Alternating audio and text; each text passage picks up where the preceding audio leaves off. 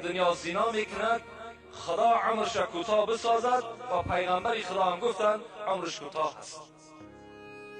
و سوم و دوام الفقر، رسول الله گفتند سیوم چیزی که بر زناکار میرسد این اصلا دسترخوان اون نان نمیبیند. اگر چند دولت دارد دولتی او تیز است که خراب میشود، اگرچه با تمام شرایط ها آماده کرده شده هم که باشد، خداوند البته قادر است که همه نعمت از این زناکارش بردارد.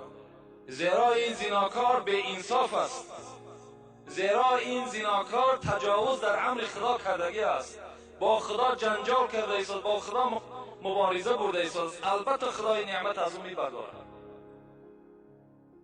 و اما التی فی الاخره، سه عملی که خداوند در آخرت با زناکارا میکند این چی است؟ اول فسخط الله تعالی، یکم غضب خدا بر بالای این بنده در روز قیامت است. و سوء الحساب، سخترین حساب خدا بالای زناکار میگیرد. و عذاب النار، و بعد اینها معامله کردنش خداوند چکارش میکند؟ خداوند البته وارد دوزخش میسازد. البته این مکافات شخصی هست که در دنیا زنا میکند.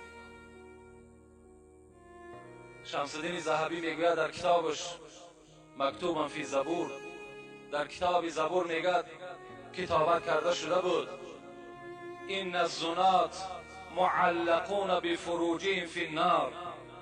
حضرت میگوید همین زناکارایی که در دنیا زنا میکنند اینها را خداوند در دوزخش از همین فرجهایی که اینها زنا کردند از همین موضعشان اینها را کشال میسازد.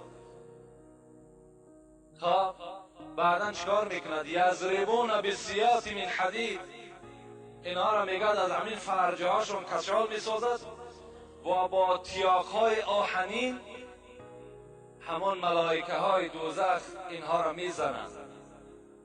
فاذا استغاث، وقتی که من الضرب، وقتی که میگد میزنند این زناکار طلب یاردم میکند، این ملائکه مرا آزار بسیار نده، وجود من در من شد. این ملائکه دوزخ بر این زناکار چی میگفته است؟ میگفته است نادته زبانیه، همین ملائکه دوزخ میگفته است این کان هذا الصوت و انت تضحك و تفرح و تمرح ولا تستحی منه. این ملائکه دوزخ میگفته است این طلب یاردمی که الحاط از من میکنی آیا نمیشد که همین طلب یاردم در دنیا میکردی؟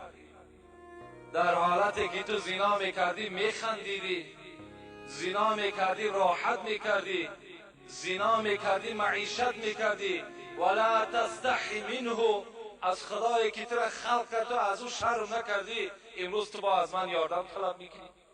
اینجا جای یاردم نیست دیگه. حضرت موسی گفتند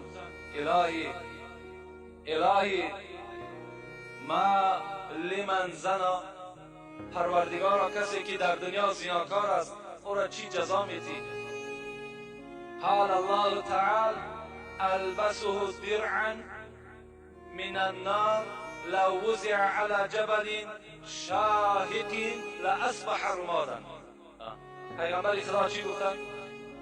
حضرت موسی گفتن خداوند جواب گفت که من با زناکار چگونه معامله میکنم؟ یک درعش میپوشانم. درع گفته لباس همون دوزخی‌ها را میگن از آهن است، چنان تفسان است گفت میپوشانمش. اگر همون لباس دوزخی را در بالای کوه از کوههای بلند دنیا اگر بگذارین لاصبح رمادا، قسم به عظمتی خدا که کوه را خاکستر میگرداند. همون لباس زناکار است. لکن از همه دا زنای وزنین ترین پیغمبر خدا و کی گفتن؟ اعظم زنا بالام والاخت و بالمحارم. در باب زنا صحبت ها زیاد است، انشاءالله ما در باب هر یک جمعه ما شاید که حدیث های از این تکرار میکنیم. رسول الله گفتن بزرگترین زنا زینای با مادر است و زینای با خواهر و اپه است و زینا با زنی هست که برای تو نکاح و حرام است. این از همه در وزنین ترین زینا در نزد خدا به حساب می رود.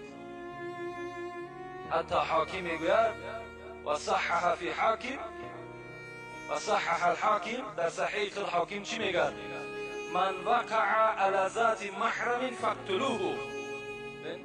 حضرت گفتن اگر کدام انسانی که اگر با خواهر و اپه و آچه خود وقتی زنا کرد با جز کشتن دیگر او را باید یگان راه نداشته باشد، فقط او انسان قتل کردن در کار. امروز در همین زمان ما و شما شنیدیم، با مادرم شنیدیم، با خواهرم شنیدیم، با اپه هم شنیدیم. برای چی؟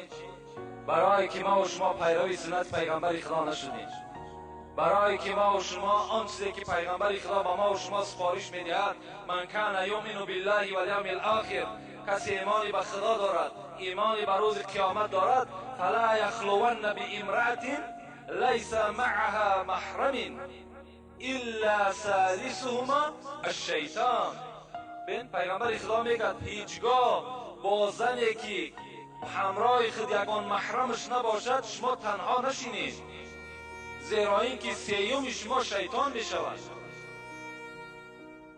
شما حتی به خواهر خود، به ینگه خود، به خاله و عمه خود که اینا برای شما گرفتنشون حرام است، تنها نشستن شما را پیغمبر خدا اجازه نمیده، زیرا میگه سیوم شما شیطان است، شما را وسواس میکنه. برای چی ما و شما را اسلام امروز رخصت نمیده فرزندهایی که علاکه به سین 7 میرسند جاگه های اونا را از خانه جدا کنید، جاگه پدر و مادر جدا باشد، جاگه فرزندها جدا باشد. همه برای همین است. امروز چی یک بیناموسی در ما و شما پیدا شده است.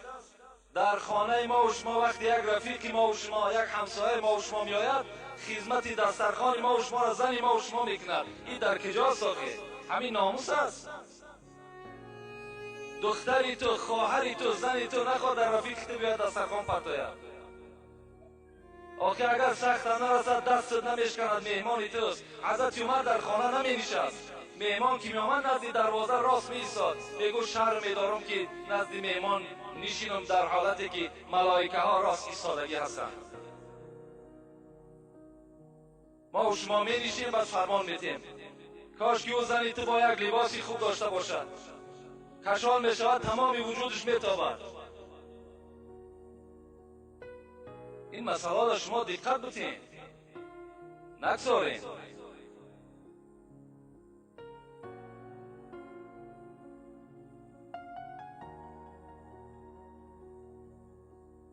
سلمه زن پیغمبر خدا بودن.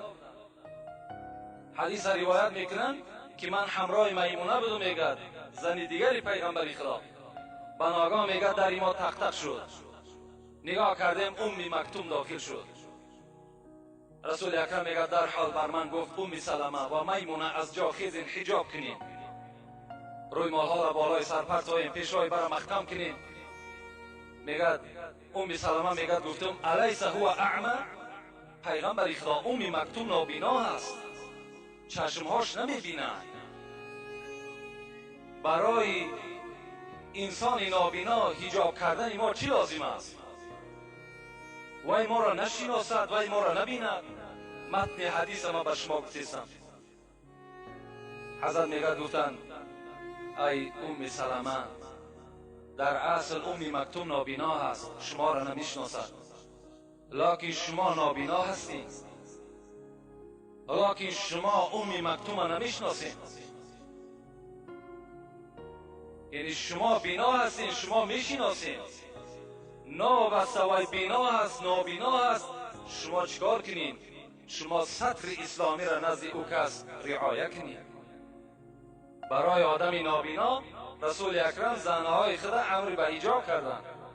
امروز آدم بینا میدراید، باز این آدمایی که بعضی هایش که مثال در بعضی خانه مهمان میشود، خدا داناست که مثال وجود او چگونه است.